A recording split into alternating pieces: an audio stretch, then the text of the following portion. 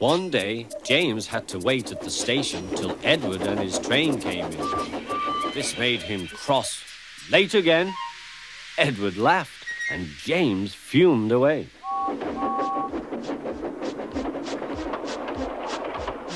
After James had finished his work, he went back to the yard and puffed onto the turntable.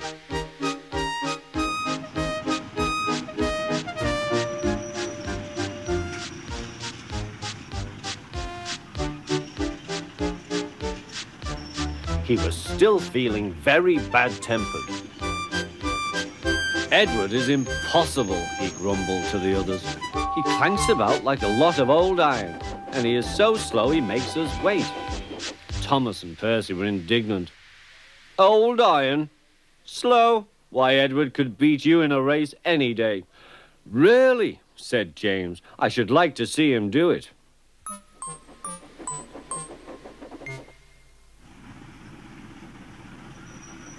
Next morning, James's driver was suddenly taken ill.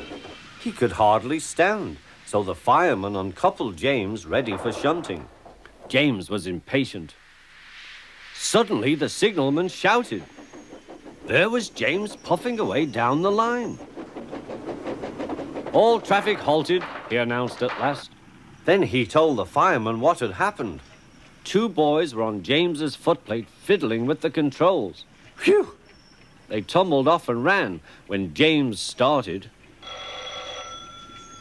The signalman answered the telephone. Yes, he's here. Right. I'll tell him. The inspector's coming at once. He wants a shunter's pole and a coil of wire rope. What for? Wondered the fireman. Search me, but you'd better get them quickly. The fireman was ready when Edward arrived.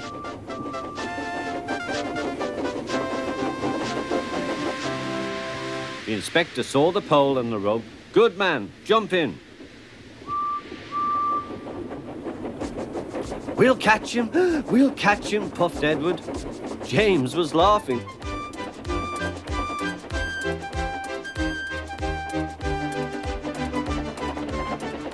What a lark, he chuckled to himself. Suddenly, he was going faster and faster. He realized that he had no driver. What shall I do? I can't stop. Help! Help! We're coming, called Edward.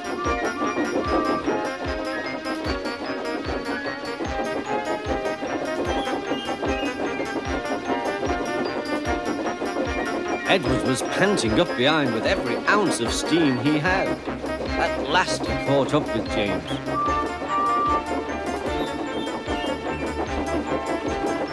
Steady, Edward, called his driver. The inspector stood on Edward's front, holding a noose of rope in the crook of the shunter's pole. He was trying to slip it over James's buffer. The engine swayed and lurched. At last! Got him! He shouted. He pulled the noose tight. Gently braking, Edward's driver checked the engine's speed, and James's fireman scrambled across and took control. So the old iron caught you after all, chuckled Edward.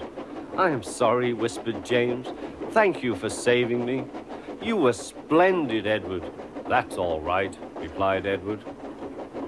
The engines arrived at the station side by side. The fat controller was waiting. A fine piece of work, he said. James, you can rest and then take your train. I'm proud of you, Edward. You shall go to the works and have your worn parts mended. Oh, thank you, sir, said Edward. It'll be lovely not to clank.